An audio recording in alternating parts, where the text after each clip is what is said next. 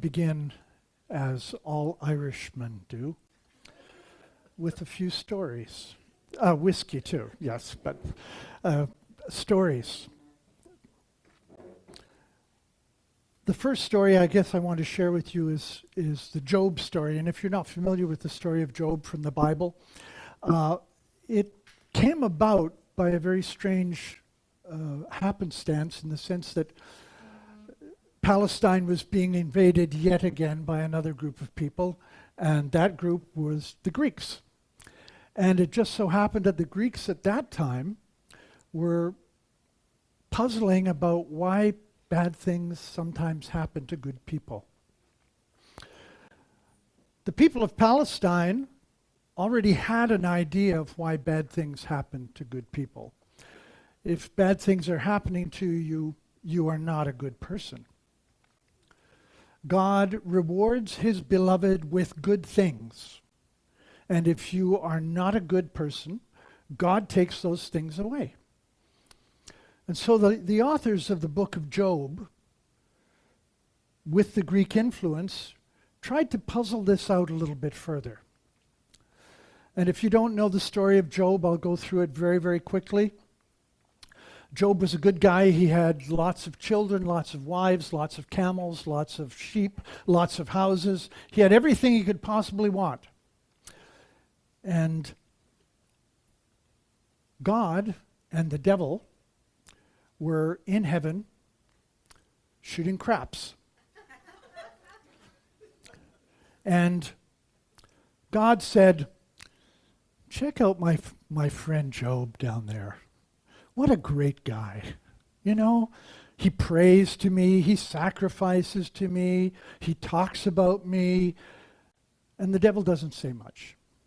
So God finally says, "You're a little bit quiet. Is there something on your mind?" No, nothing, no. He said, "No, come on, fess up." And he says, "Well, it's easy for Job to praise you. I mean, look at all the goodies he has. All the things you've given him. Of course he'd praise you. I just wonder that if any of those things were taken away, I'm certain he would curse your name." And God says, "Oh, really? Well, I know you're a betting man. Let's go." And so they bet.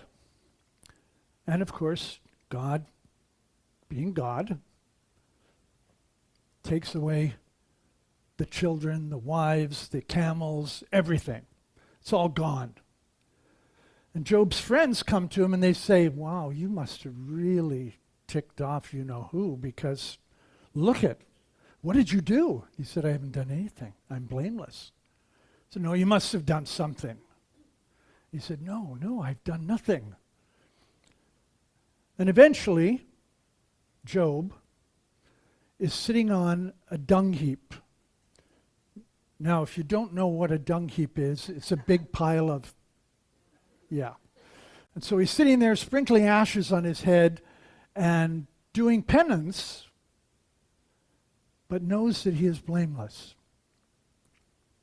And so when his friends come to him and say, "Well, what are you going to do now?"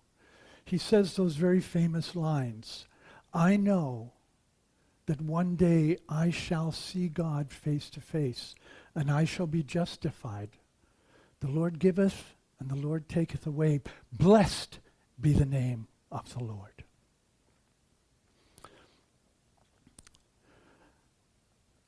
This was an attempt in this book to try and understand what it is in our human condition that causes us suffering. And more importantly, what do we do when we've got to suffer? I was watching Stephen Colbert the other day, and he was doing a little shtick about God. And he says to God, who's up there somewhere in the flies, and he says, "Why did you almost kill me last year with that appendicitis?" And God says, "Oh, sorry, buddy. My fantasy football team was in the toilet and I was just in a bad mood that day."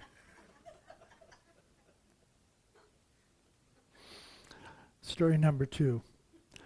Story number 3 comes from Dr. Jordan Peterson. He talks about a time when he was dreaming, but it was one of those dreams that you get sometimes, and I'm sure you've had them, where it feels so real it's almost like a vision. And in his vision, he's in a huge stadium. And the stadium is packed with people. And they're all cheering. And he is involved in a battle to the death with some dark, malevolent power. And he says he can't really even see what the power is, but he knows he is fighting with every fiber of his being to defeat this thing. And when he finally does, he looks up and he sees the face of his dad. And behind his father's face, he sees his grandfather and his great-grandfather, and fathers back and back and back and back into antiquity, until eventually he sees what he interprets to be the face of God. And he says, "Why have you done this to me? Why have you made me fight so hard?" And God says, "Because I knew you could win."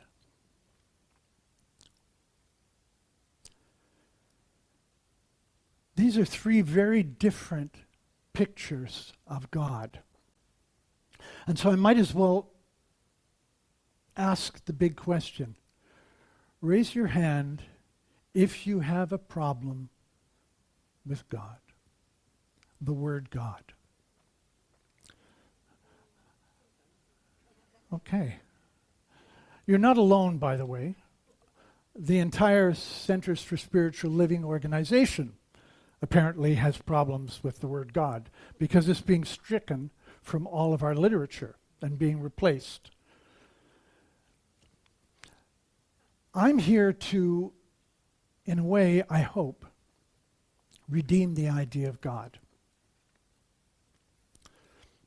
And I say that purposely, the idea of God. Let me put it this way. We have, each one of us, an opinion or a thought about this thing called God. And the point of departure for this talk was an interview that I saw at the Conference on Western Civilization. It was a forum of 3 speakers. Os Guinness, who is a theologian, writer, and social activist, I will say.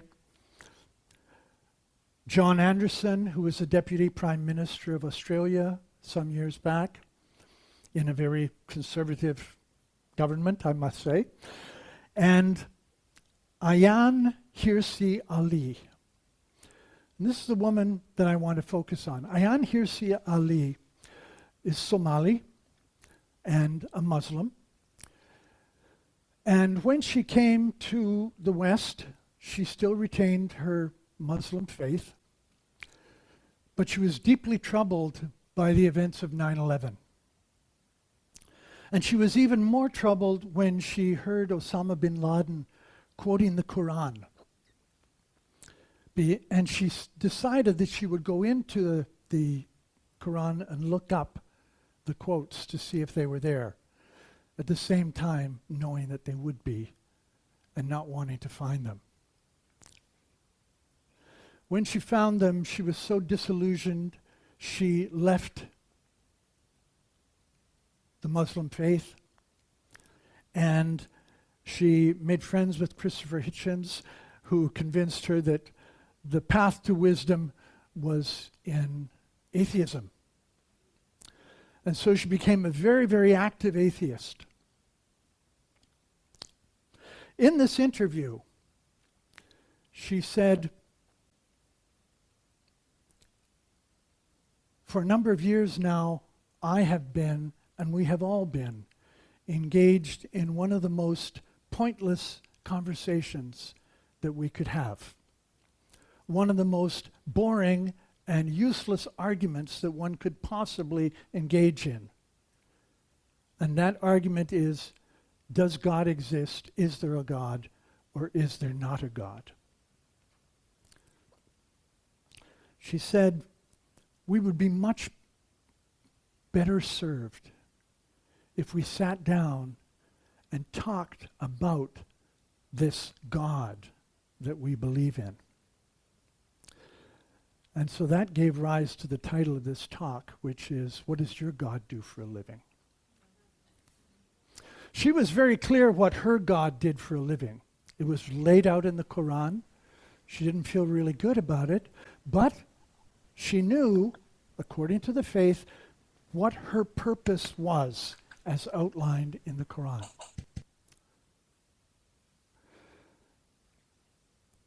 Our life, Abraham Maslow says in his hierarchy of needs, at the pinnacle is self-actualization, meaning. We in the West, whether you like the idea of God or not, we in the West find our meaning in every aspect of our society, in our laws, in our government. We find our meaning in the Judeo-Christian tradition. And to not know about that, or to try and push it away as if it's not a part of us, lops off the entire top of the pyramid. It's said that Napoleon, when he was in Egypt, used the pyramids and the Sphinx for target practice. And I thought there's an interesting symbolism there. That this short, obsessed man who wanted to rule the world should try and lop off the top of the pyramid. But what's left? If you take off self-actualization, if you take out meaning, morality, creativity, spontaneity, acceptance, purpose, and inner potential, which is all part of the top of the pyramid and is all related to our belief system and our values, if you take that off, you're left with self-esteem, confidence, achievement, respect of others, and the need to be a unique individual. Does any of that ring true for what we as a society are living right now? The cult of personality, the politics of personality, a world where we don't so much care about other people as what they say, who they are, how they dress, what they look like. Where we have in a very real way begun to look at the world as if there is no top to the pyramid, as if there is no meaning.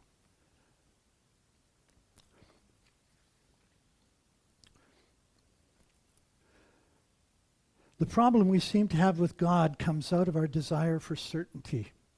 And God is uncertain, for sure. If you're looking for, and I speak from experience, if you're looking for a more uncertain life, you couldn't do it better than by looking for God. God is not a safe place. And the reason why God is not a safe place is because it is a call out of safety, what is known, into the deep unknown.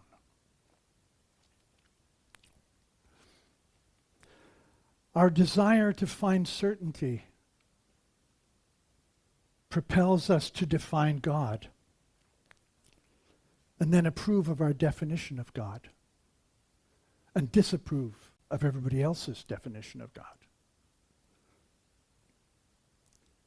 Or worse, dispense with God entirely. It is the desire to be certain that drives the idea that we have of God. So let me say it this way. If you feel uncomfortable with God, you are actually uncomfortable with your idea of God. You're uncomfortable with the opinion you have about God. And that is something that people have made up and that we have expanded on or altered to fit our understanding. God is a symbol. God is a symbol. God is not a sign, like the sign that says Vancouver 16 kilometers or tomatoes $5.99 a kilo. Those signs are definitive. They are informational. But God is a symbol. And a symbol is not an equation like those signs. A symbol is not equals. It is an approximation. It is an equivalence. God is an equivalence that points towards something. But God is not the end of the journey. As a matter of fact, that finger pointing at the moon, which is the name God, that moon reflects back to us. Some of us, and I was a Catholic monk for a number of years, I was real caught up with the symbol, with the finger pointing at the moon. Equivalence is an approach to something. It's a version of it. It's a tendency to. The history of God, as we know it, is not the history of God. And is certainly not a definition of God. But it is rather the history of the search for God.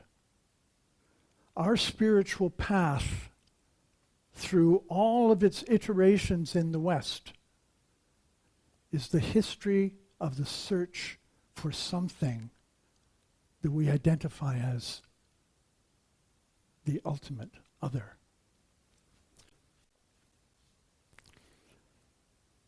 Whitman, in Leaves of Grass, says that he finds a letter from God strewn about and leaves them there so that others may find them. He says specifically, I find letters from God dropped in the street, and every one is signed by God's name. And I leave them where they are, for I know that wheresoe'er I go, others will punctually come forever and forever. To understand that the world we live in is the face of God, is the body of God. And we are it. And that being the face of God, being the expression of God, is our purpose. And by looking at the world and looking at one another, we see the face of God.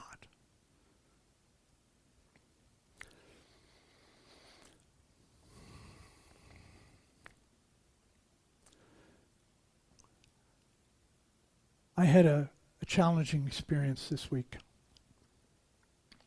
I work as a chaplain, sometimes directly with hospice, but a lot of times just being referred to families who have had a death or who are grieving, so on. And I got called by one of the funeral homes to do to preside at a funeral for a family. The son had died of a fentanyl overdose just before Christmas. He was in his 30s. 7 years prior to his death, his brother, his older brother, had died of a fentanyl overdose.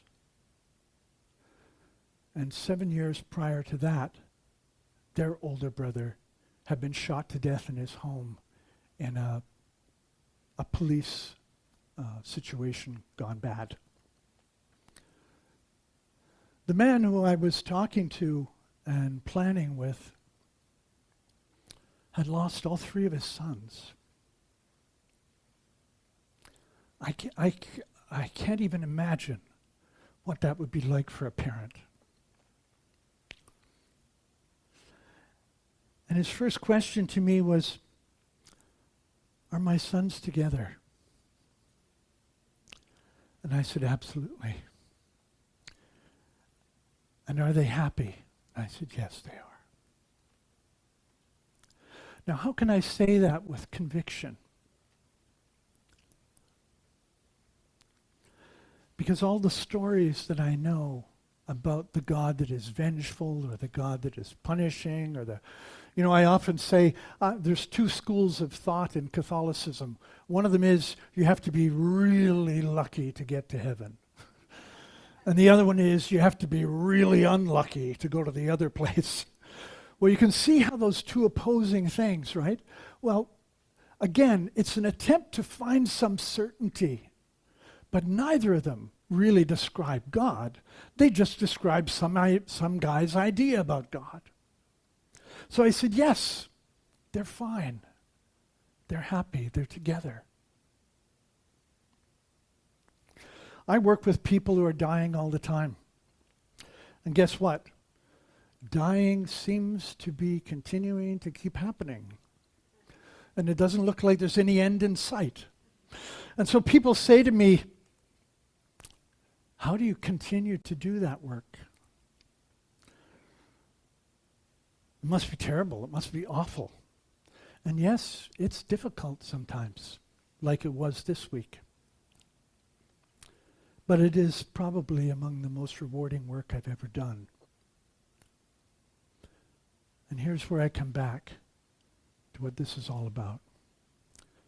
Relieving suffering, keeping evil at bay, contributing a little bit to make the world a better place. It puts us in touch with the fact that we are more than we usually think we are. It takes us out of that self-esteem realm and takes us up into the place of meaning and value.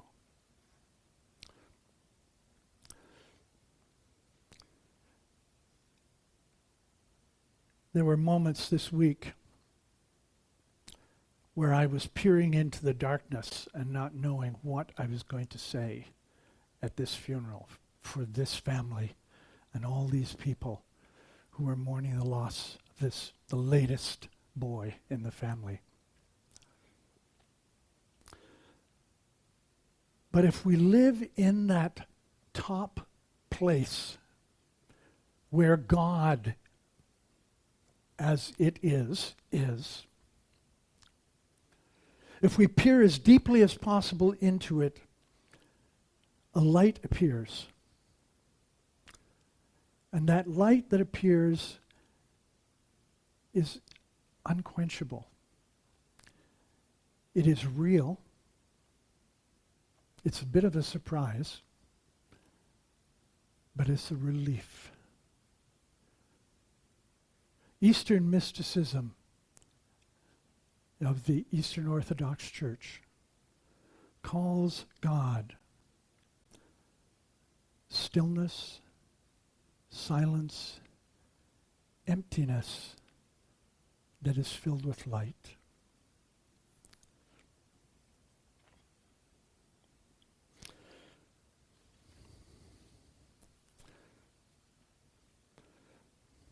We're all of us good. We're all of us good. You hear me say that? But our goodness is not like a diamond. the hardest thing known to man, right? Our goodness is like a plant. It's tender. It's vulnerable. It's easily broken. But it's resilient. Events like death, like the one I was dealing with this week, they shake us to our very core. They stomp on whatever nobility we have. They challenge our resilience. They make us doubt. They make us doubt the good, the true, and the beautiful of life.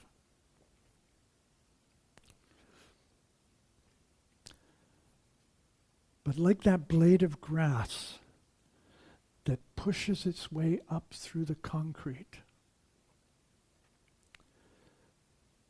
if we keep going,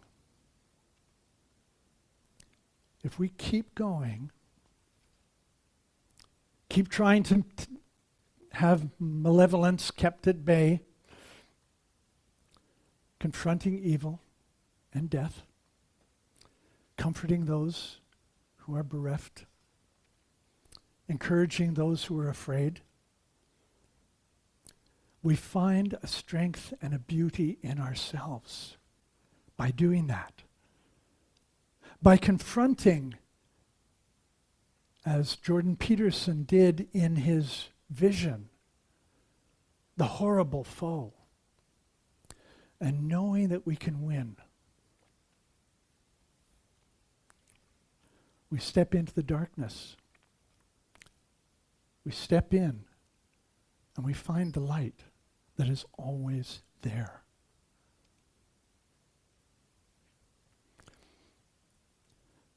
There is a call. It's in every single one of us. It's why we came to the planet.